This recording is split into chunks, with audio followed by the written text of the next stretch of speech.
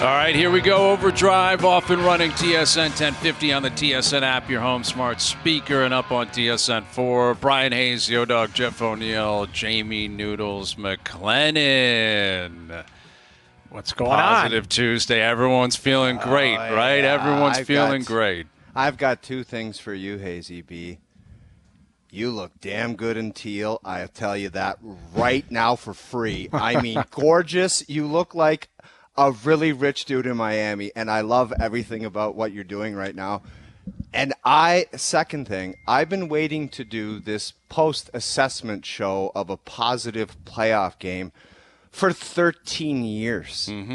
13 years. I couldn't even sleep on the couch today. I was so excited. I was so excited to do this show, to pump tires. Just get out your tire pumper and let's pump tires for 3 hours straight. I love that idea. This is Peter Millar, by the way. Shout out to Peter Millar. I was going to say you look like stuff. Mr. Rogers. Very quality stuff. Very I thought quality. you looked like Fred Rogers. You look awesome. Remember Mr. Rogers, the sweater? Yeah, I don't think that's a compliment. I mean, you guys are wearing black on black on black on black. And I'm in the spring here trying to actually. I've already told you how place. gorgeous. I've already told you how gorgeous. Noodles has okay, no style, so hearing from Noodles on style is a compliment. If you especially disagree, if that's it's not a great black or gray, he will have something to say. Exactly. I'm not taking a shot. We get on the screens 5 minutes early. I see what guys are rocking. I see what's going on. The first thing I thought of, you sitting down. So you sat down, put your headset on, okay, and I'm like, he looks like Fred Rogers, which is a compliment, I think. I mean, Mr. Rogers. It's not a compliment, Mr. Rogers. Let's tell a 40 story. years old. Let's tell a story. Okay, Come on growing now. up, Mr. Rogers was the guy. But anyways, it's a gorgeous sweater. Thank you. You look awesome. And I yes, feel let's good. I'm trying continue to bring on some to the color. games last night. It's spring. Yes. It's beautiful. There's a lot of tire pumping going on. Tires are being changed, right? Winter tires are out. We're back into the real stuff. People are feeling good in Toronto today, in Edmonton today. Not so much in Vancouver. We'll tell you why later in the hour. There's a lot of nervous energy out there. In Winnipeg, they're feeling great. We got a game in Winnipeg and in Vancouver tonight. But, the Leafs, they did what they had to do in the end. We will break down what happened last night, and, of course, we will start looking ahead to what's going to have to happen come tomorrow night. But from a big picture standpoint, you go on the road, you got to get a split. Like, you have to get it. You had to win that game last night. You had to. And to their credit, they didn't fold, which I thought they were going to, admittedly. I thought they were going to after that breakdown on the Pasternak goal. That was such an egregious breakdown that I think in past years that may have seen them spin completely out of control, right? Samsonov's been out of control. Marner's been out of control defensively, the whole team. But clearly they collected themselves. They got up off the mat. They obviously pushed back in the second. I thought they had a great third period. I thought they were the better team all night. And in the end, it's 1-1, and you're coming home, and we'll see if Willie's back in action tomorrow night. No one seems to know still. But all in all, a really good effort by the Leafs last night.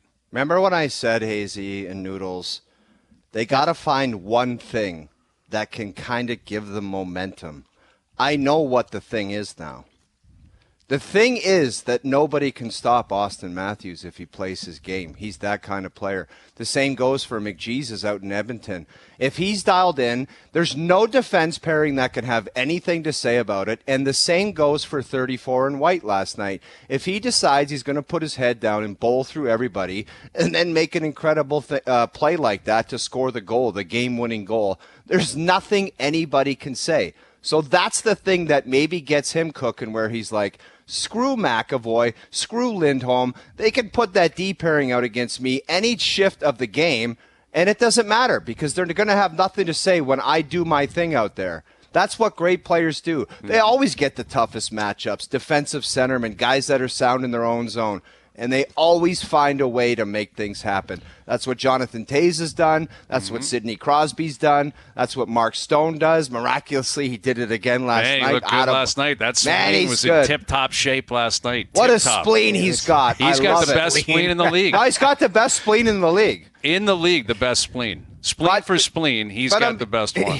But I'm being serious. Like I said, they needed that one thing, and maybe that's the one thing that they can build on. It's like Auston Matthews is unstoppable if he plays his game. And I think as a group they can recognize that at the bare minimum, there was some stupid penalties last night. That McCabe cross-check was just, I mean, I do love the fact that they're not going to be pushed around, and they've shown that, but it's like, man, if that costs you the hockey game, that's some stupid stuff. Like, you better break a rib if you really want to take that one right there. It's like the Bertuzzi one, although Marchand grabbed the wrong leg on the way down. Well, he sold just like the Domi one. I get it. So let's clean up. Dive.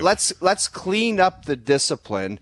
But I just love how they're there to compete, and they've shown at the bare minimum, if they're going to win, at the very least, they just have to go out there and play like grown-ass men. Like, that's the bare minimum in the playoffs. It's like we all got to be in. We got to play like grown-ass men. Hopefully our skill players can get on the scoreboard. But that's got to be the starting point. And one guy that's got to buy into it is Mitch Marner, because everybody's all over him on that play last night. All over him saying this guy's a joke, whatever. There's two ways to look at that play. For one thing, you gotta go in and get the puck. If you look at this play right here, this guy can process very quickly.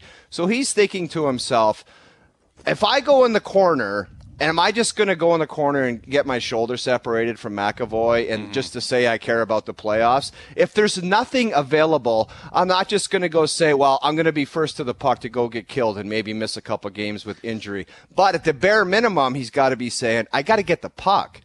You know what I mean? Right. He lost the puck and it went the other way, and it could have been costly. So at the bare minimum, he's got to go get the puck.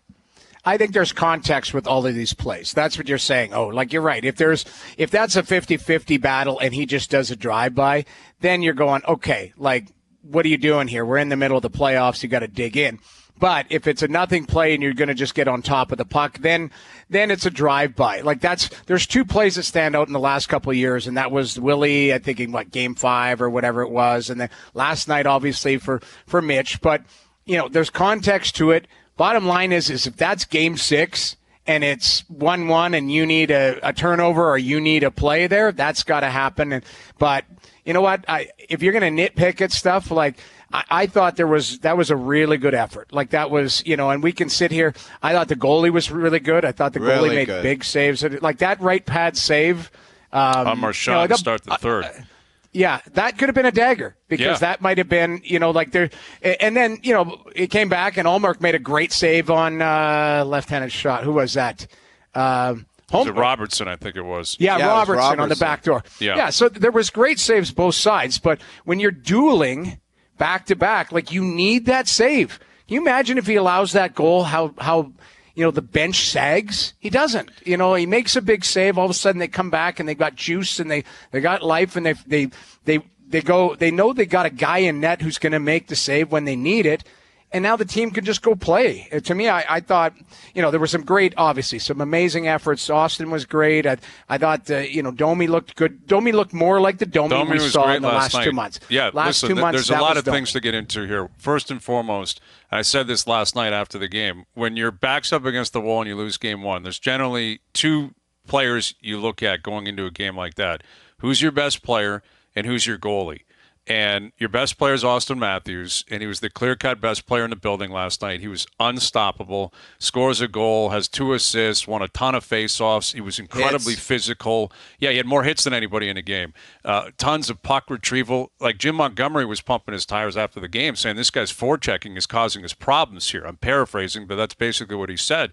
And then Ilya Samsonov was incredible. He was great last night, and he needed that because of the way things went down the stretch and how things went in Game 1. And, Marner, this is typical of what happens in a big hockey market. You're going to focus on everything, and until they get to the promised land, you're never going to have 100% positivity and happiness. He's got to bring way more to the table. But what I appreciate of what I saw last night, what was represented in Game 1, is if he's not going to, then you move down the lineup. Like, for 7 years prior to this series and the end of this season, it was Matthews has to play with Marner, and that's it. And what was represented last night was actually Domi can make a play or multiple plays. I thought Tyler Bertuzzi was in the mix all night. right? He got called in that penalty. It was a blatant dive by Marchand, but it's savvy. Marchand knows what he's doing.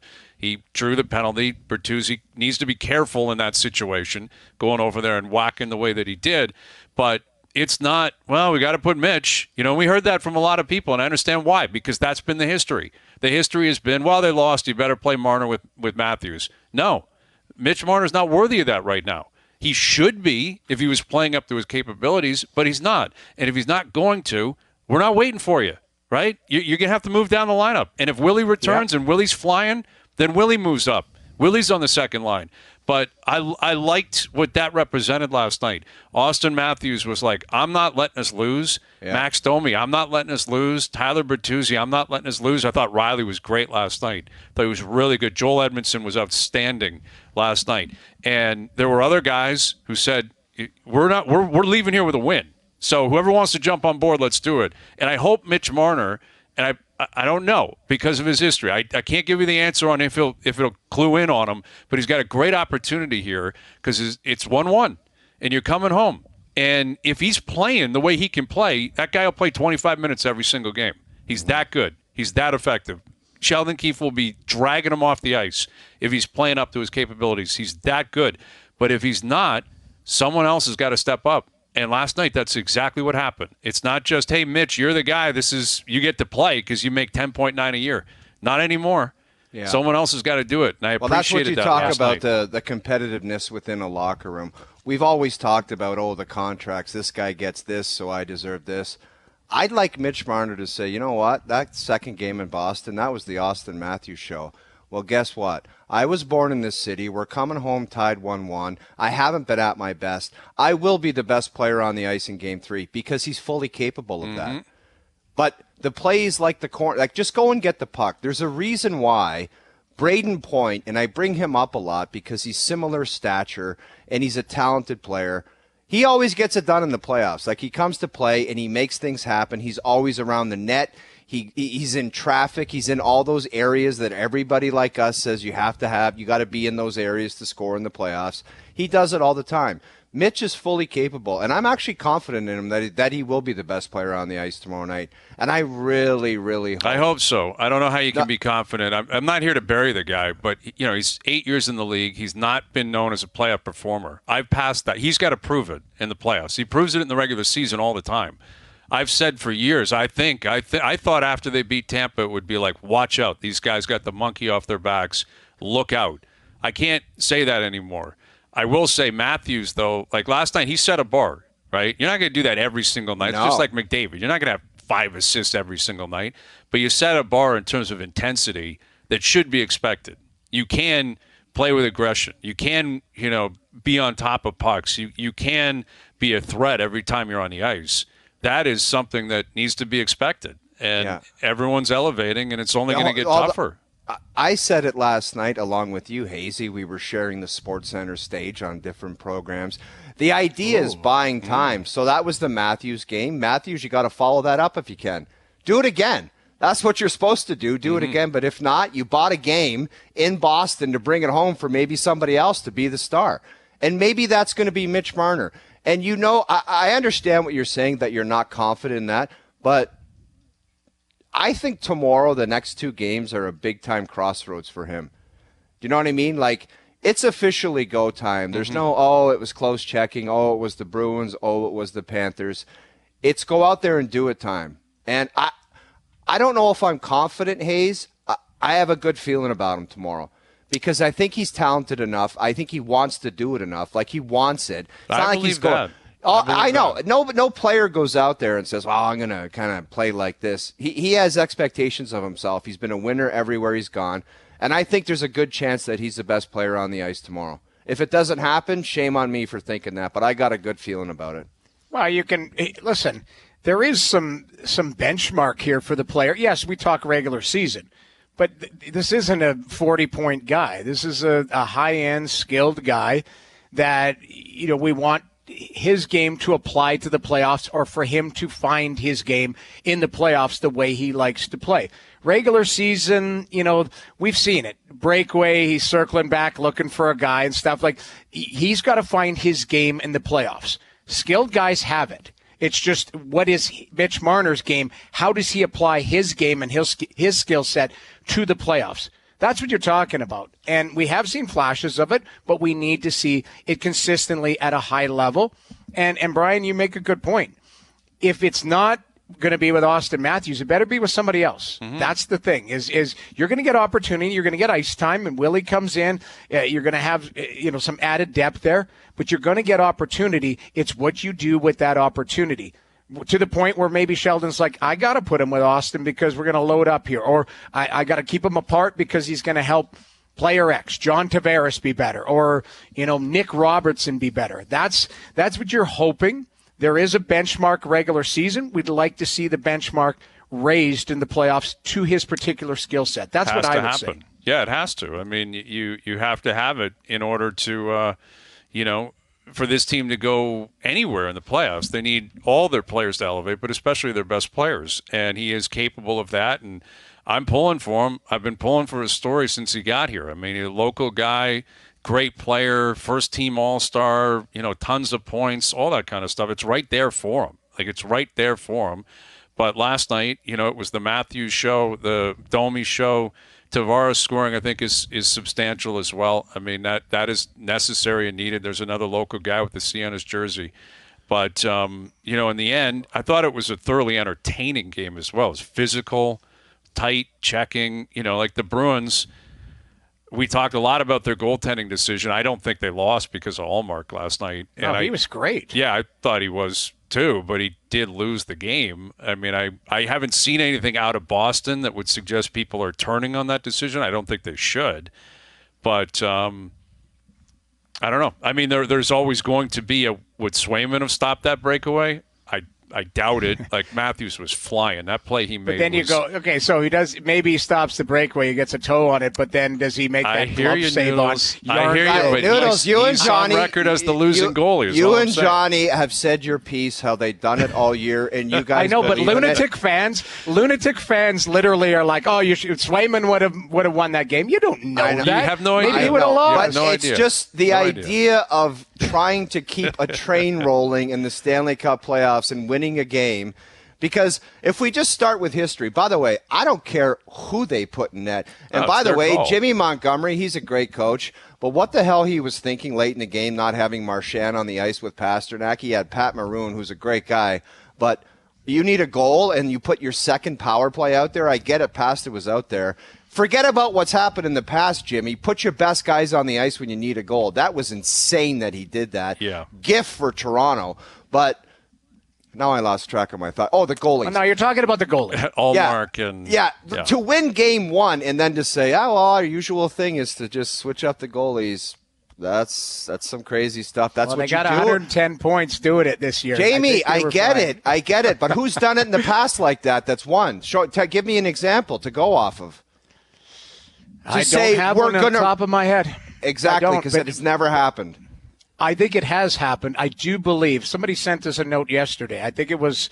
Now, there has been situations where you. No, I get the Corey Crawford situation. I get the other situations where you got to replace a guy. But to go into it, there's no sample size for me to say, that's happened. They did it, so we should try it. You could do whatever you want. I really don't care. But I just find it weird that you would switch goalies. But.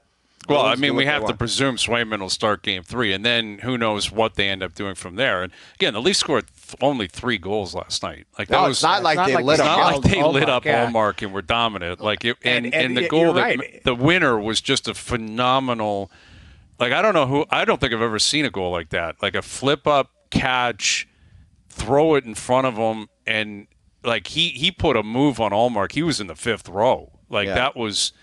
That looked like Sundin left-handed, like the way he fakes that way and then. Yeah, you're right. That's a good pickup because Mats would love that kind of head side lean fake. Yeah. With the open net jam. And Jamie, I'll just leave it at this, and it's a very simple kind of overarching comment regarding the goaltenders. When you do it, you open yourself up for questions after if you don't win the hockey game after the other guy played so well. That's all. That's what I'll leave it at. You always do. You're right. Like there's that old saying that Brian brought up. It's if you have two number ones, you really don't have a true number one. Something like that, to that effect. You hear about it all the time.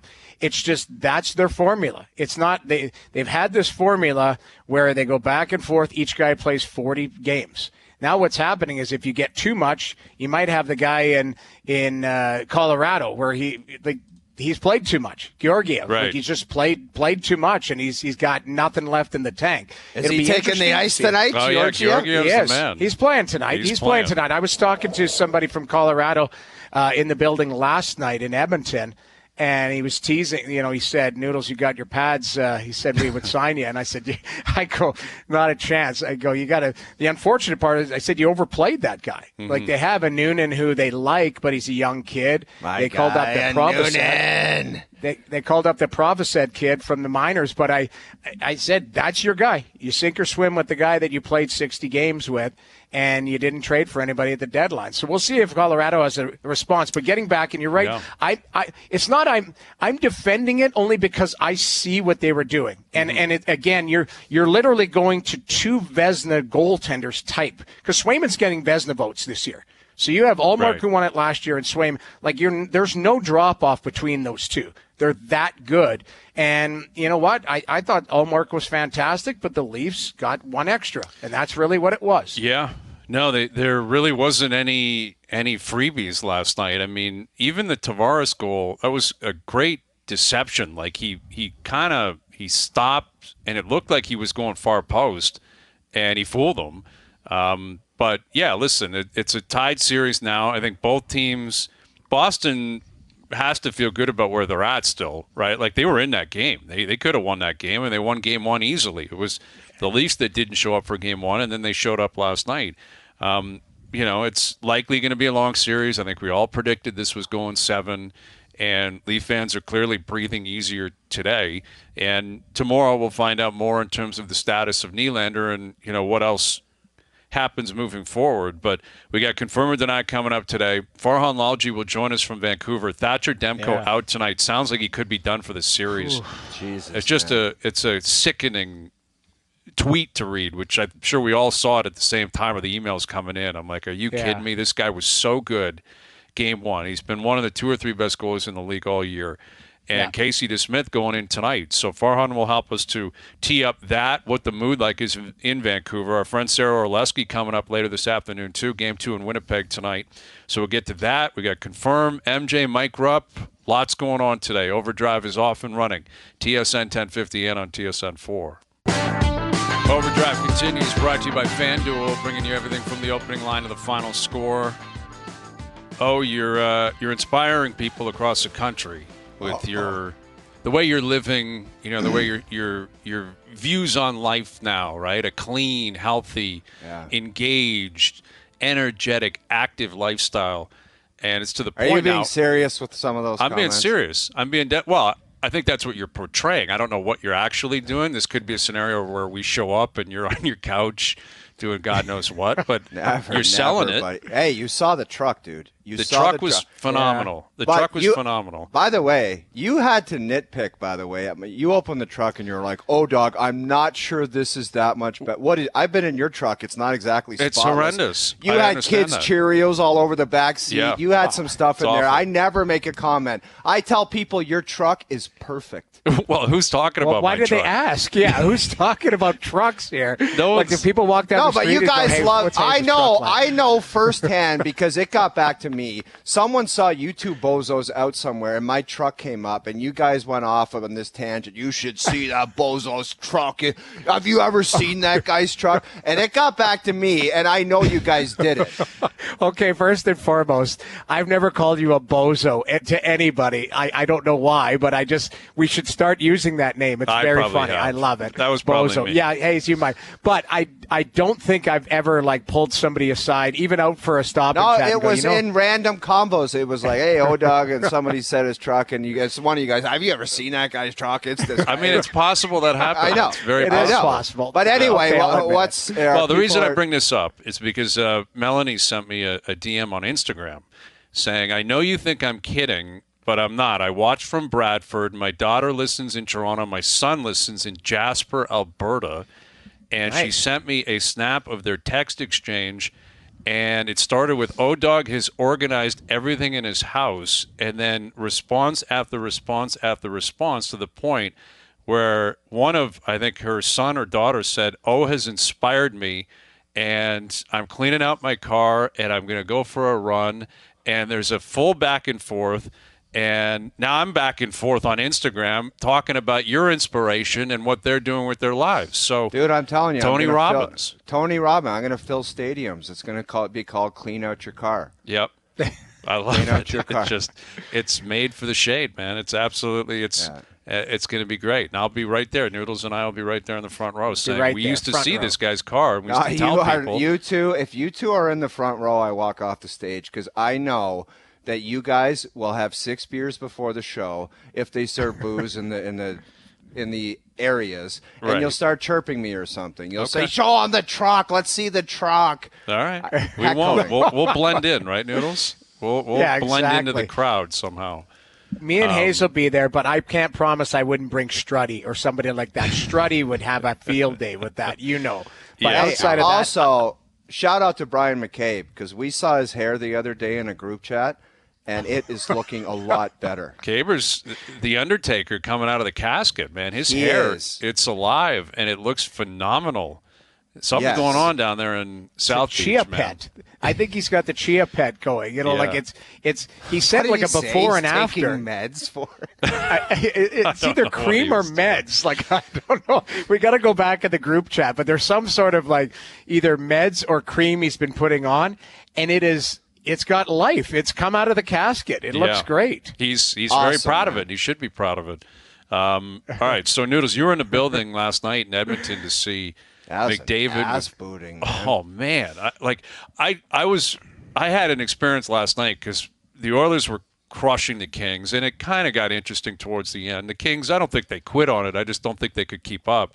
Blowout, just one of those blowouts. It was effectively a blowout. And then, down the dial on TSN last night, the Lakers were up 20 on the Nuggets, and they threw that away. And Jamal Murray hit an absolute dagger at the buzzer to close. Yeah, Street Clothes was pissed after the game. Street Clothes was so mad. We got some audio. We'll play it. And he was embarrassed because he fell into the bench, right? Like he went up for a block on Murray, and he fell backwards, and he was all bent out of shape. 0 points in the fourth for Street Clothes. But LeBron's playing, McDavid's playing. I'm like, this probably isn't going to be around much longer. It's pretty incredible at the same time. But what was that like to see McDavid absolutely flying all over the ice? His stops and starts last night were absurd. Disgusting. Like absurd how good he looked last night. Well, this play, it's almost like he was moving too fast, and he was like, whoa, I got to slow this down to, control. If you're watching on TV, he got ahead of the puck. And then, Hyman, listen, for what people talk about Hyman gets available. That's what you need to be. And the one that he banks off, the hat trick goal, he banks off Hyman's skate on the back door, that was a planned play. You could see them, they had a huddle before the face-off. And I don't know if you remember a couple weeks ago when Edmonton went into Ottawa, that was when Hyman scored his 50th. McDavid was mic'd. I don't know if you ever saw that audio. And they kind of called the play before. They had a little huddle. They called the play. And that was that exact same play happened where McDavid and Draisaitl play with it out top and then spun around and Hyman just came off that back post. And it was the score wasn't indicative to how well Edmonton played because – Stuart Skinner, I thought, was really good. He had an .891 save percentage last night because 3 goals. 2 went off his D-men, literally off the skate in the net late. And then the other one, Cody Ceci broke his stick and just threw it to the guy. But that was weird, man. It was a weird play, man. I want one scouting report from you, Noodles, and just give me your honest assessment. I know who you're going to ask. What did you see from 80 White? Dumb penalties. They tried to elevate him in the game. He was on 4th line, went up to the 3rd line. He was. You're getting telling some me looks. that guy started the game on the 4th line. That's Pierre-Luc Dubois you're asking about. Yes. So Pierre-Luc Dubois, yes. He's been on the 4th line kind of a little bit more than not, put it that way. But he was on the 3rd line, and he was getting looks, and there was one shift where he went head-to-head with McDavid in his own zone, and he was really good. And I was like, okay, that's an X factor. That's a guy that we've said if he can be a difference maker, he will be. But then he took 2 stupid penalties. He was distracted. He wasn't, and honest to God, he ended up scoring a goal, but it was off a skate, and you'll take it, whatever. But he wasn't a factor in a positive way for the LA Kings last night. One of the most disappointing players in the playoff, like just in the league for me to watch. I was a big believer in his talent. We were at the draft. He got drafted, I think, in Buffalo. Mm-hmm. And he's been a monster at times. And then you watch the way it ended in Columbus. You want it out of there. You go to Winnipeg, you get out of there. And now you're in Los Angeles laying an egg like that. Like at the very least, making that kind of bread, you would think that he would be Eric Lindros out there just crushing everyone. And watch out, Ken Hughes, because if he sniffs around and he wants to go to Montreal and you want to take that on, I'm just warning you right now, buyer beware. Because I wouldn't put it past him to pull the same garbage in Montreal. So I heard this last night, which would be interesting. So Utah, which will be whatever, Arizona East, needs to get to the floor because they've got a bunch of contracts coming off of their roster. Be interesting to see what teams this summer start trying to get Utah to buy into some of these deals. Either a long-term deal that they want to get rid of. What a way to start an organization, like to bring in bad contracts. That's a miserable experience for the fan. I don't think Ryan Smith would do that, the new owner, but they do need money on the books. Like they've got a ton of money coming off the books. They have to have a really, really active summer to fill up that roster and even hit the floor. And I think, Ryan Smith, the new owner, will go, far north of the floor, but they need contracts. So it was just interesting. His name was kind of thought, yeah. Because Arizona's been the place where contracts just go to die, right? Players, right. Like people have pointed out, Shea Weber is still on the books. Like he's going to be part of the Utah Hockey Club. Shea Weber. Isn't like Datsuk and Pronger for crying out loud? Exactly. They were, but apparently there's I was told last night there's I think 2 or 3 of those long-term deals, whether it's Seabrook or whoever. Mm-hmm. Seabrook ended up going to Tampa, I believe. But one of those 2 or 3 of those deals are coming off, which is like 15 to 20 million type of money, mm-hmm. which they'll need to spend on live money or take on other people's deals. So it's just interesting. And for some reason, we were talking about PLD, and then they were like, well, maybe Utah if he doesn't work out in LA. Well, it hasn't so far, but it's one game.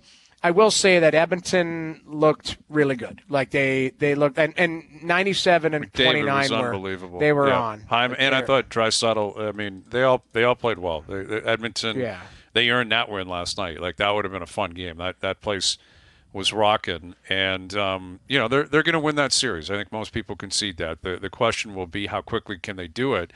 And if you're in LA, it's got to be concerning because we talked a lot about it yesterday, the 1-3-1 and clog up the neutral zone and try to win low-scoring games. And Edmonton put 7 on the board, and McDavid has 5 assists. Like, good luck. Good luck with that strategy. Yeah, good luck with that. Just have fun with it. I don't think it's going to work. They couldn't get to the 1-3-1. I don't think LA managed the puck. 1-3-1. No, they literally couldn't get into that setup. A lot of times the setup is with a set breakout at Edmonton, and you're trying to come up through the neutral zone. Edmonton was quick strike. They were speed through the neutral zone, and the LA couldn't get set up from a defensive posture. That's really what it was. Yeah, but that's McJesus and that's Draisaitl. That's what we go back to the Leaf players where it's teams in the past say, shut down these guys, you might win the game. And if you just give them the middle finger and say, we're not doing that, we're going to just dictate, we don't care what you do. You want to do a 3-1-1, a 1-3-3, it doesn't matter. We're going to take over the hockey game, and we're going to have something to say. And I was talking to a guy today at the gas station. He was a little bit annoying, but I gave him the 10 minutes. And I told him, I said... Wait a minute, you're a motivational speaker now. Sorry, I take the back. I misspoke. He could be one of your disciples. Come on now. The old me, the little demon, he popped up and he said the guy was annoying. That wasn't... Now that you think about it, he was great. Great it was guy. Awesome to great see guy. him. Yeah. I said great guy the wrong way. Right. That's what I did. Of course. And I said the only thing you can really do is just show up and play like a grown-ass man. It might not always work. You might not always win. You might get beat by Sidney Crosby or McDavid or a goalie or a power play. But at the very least, you got to show up and just play like a big boy, like a grown-ass man, like you're paid to be. You're not just paid for the production in the regular season. You're paid to go out there and be a grown-ass man in the playoffs. Take a hit, make a play. Keep giving it to the Bruins, man. Get in the corner and just keep giving it to those defensemen. And I think you're seeing, like, we talked about the 3 goals. Other than Pasternak and Marchand, they're not exactly offensively gifted over there. Like, you know what I mean? Yeah, like, no, they're not loaded. They're not loaded up front. They got good players like Geekie. And DeBrusk is good. Zach Coyle, DeBrusk, DeBrusk, yes, but they're not guys that you should be like, oh, my God, that guy's going to take over and dominate. No, they're good players. They can make plays. If you miss assignments like that Simon Benoit play, you give anybody that chance, they're probably going to make do in that league. You cannot do that. That was amateur hour missing that assignment with one of the best goal scorers on earth left in the slot like that. But I'll tell you what, if you show up and play like a grown-ass man, there's enough talent on the Leafs where they should have a good chance to win on most nights. And that barn better be rocking tomorrow night. It better be their turn to say, you know what, you took game 2. Let's take the momentum in here and let's show them something. And let's try to make a statement on this series. I wish I could be there. Hazy B, you're going to be in the building. I will be in the building, yes. Nice. Oh, yeah, I'm going down. It's a 7:00 start, so I'll be trying to get down the DVP, right? Dude, see if I why can don't you just take your remote set and go find like a boardroom in the arena and do the show we can from set there? you up. I got a place for you. We can set you up at the Hockey Hall of Fame, right across from there. You think they're going to let me in the Hockey Hall of Fame? Yes. They're dying to have me Yeah, in there. they will. They love okay. the show. They love the All show. right. Maybe I will do that. That could be an option. Then you're catching the whole game, and you can just. I've heard you make stuff up when you're not there for the first period. You don't have to do that. That's not true. I would never do that. I listen to Ralphie and Bonesy. I'll be down there by about 7:27. Nah, dude. Yeah, Well, about he's that. got his Go to the Hall spot. of Fame and do it up right, man. I want we'll you see. in the building. We'll see. Oh, I'll be in the building. Don't you worry. I'm going down. And listen, I'm glad you brought it up because I'm going to warn people. I mean, it was a bit we did last year when I was in the building. It didn't go well. You know, it was not a positive thing last year. Why did you even say that? I It totally just popped into my forgot mind. about it. It just popped into my mind now that you mentioned that. But everything's going to turn now. Everything's changing, right? It's reversing. The seasons are changing. You're a motivational speaker. I'm a beacon for positivity and hope. I think it's going to be all good. But yeah, I'll be there. And that's why last night was so significant, because if they were down 0-2, it would have been so forced. It's a playoff game. People are jacked. They're going to have towels and all that, whatever they do for fans. It'll be a packed house. People will be in their seats. But it would be forced enthusiasm that would die out immediately if the Bruins scored quick, right? If the Bruins scored quick and you're down 0-2, that building just does not have the history of being able to weather that storm or decide, you know what, we're going to pick people up here. We're going to pick these guys up. You come home 1-1. I think if Willie is playing tomorrow night, we still don't have an answer on that. But if he plays, that will be a boost because there isn't a Leaf fan alive that isn't talking about that constantly. What's up with Willie? When's he going to play? Right. And if you get on the board first, and in particular if it's 34 or 16 or 88 if he's playing, that place will go bananas tomorrow night. I have no doubt about that. But yeah, listen, you know, we referenced it coming into last night, and it carries over to tonight and tomorrow. You know, the home teams, they've had a good run. Even last night, Edmonton, the first Game 1 road team to win, the Vegas Golden Knights. There's the Vegas Golden Knights. They found a way to break the curse. Everyone else at home in won Game 1 except for Dallas. And, you know, Stone looked great. Thompson looked pretty good, right? Yep. Like, looked pretty good last night for the Golden Knights. And yeah, I mean, you got to give credit where it's due. If you want to be the champs, you got to beat the champs. And Vegas last night made a statement like they're healthy, they're ready to play. Hurdle got on the board. Everything kind of broke their way last night. And getting back to that Boston Leaf game, too, I thought the special teams were a big difference. Yes. Like that power play goal by Tavares, that puck almost makes it out. They keep it in at the blue line. Sneaky little play, I think, by Jornkrook right underneath the stick there. Yep. That allows the puck to go to Tavares. He scores the goal. That gets out. Now all of a sudden, you know, goal probably doesn't go in. Like, it's, you know, to me, special teams, and we see it all the time. Like, that's 5-on-5, yes, clogging up. There's not a lot of space. You're going to see special players break out here or there. But the game is going to be won goaltending, special teams, special players. And they had that formula last night. Goaltending, special teams, special players. Well, that's really what it kill was. at the end of the game was huge. I mean, Yep. their penalty kill is obviously – it got him last night. I don't know what David Camp was doing. I have no idea what he was doing on that geeky goal. That's got to be cleared 200 feet. It has to. It didn't. But, you're right, Noodles. Like, special teams have been a huge part of the conversation with this team all year. It's fluctuated both ways. The power play has been up and down. The penalty kill has really not been great all year. And I thought in the third period, they played just a really good road game to close it. And, again, I thought Riley was really good. I thought Joel Edmondson was great last night. He played 9:01 in the third. Grown-ass man. That's what it is. Like, and I understand it. If you view the game as puck moving, offensive, all that kind of stuff, you're going to look at Edmondson and say, I don't like it or it doesn't feel right. But for me, that's exactly what you need. That's exactly what they acquired last night. We have Mathod all the time. We've had other people say this. You put out fires. I thought he was really comfortable with the puck, without the puck. I thought he physically daunting. You can speak to this. Guys come out of the corner and they see that guy in the slot or around the crease and they say, nope, not doing it. I'm not going there. Like, I'm not going there. And you can't quantify that, but guys don't want it. It's not that they don't want it, but they also realize instead of having the time and space by some circus carny that's chasing you down that you're not worried about, you're thinking to yourself, I just got to eat this puck and get crushed against the boards. I don't want to lose possession. But the ability to stop playmaking from happening, that's why it's important. And for anyone to think that you don't need defensemen to play with that grown-ass man mentality, it's insane.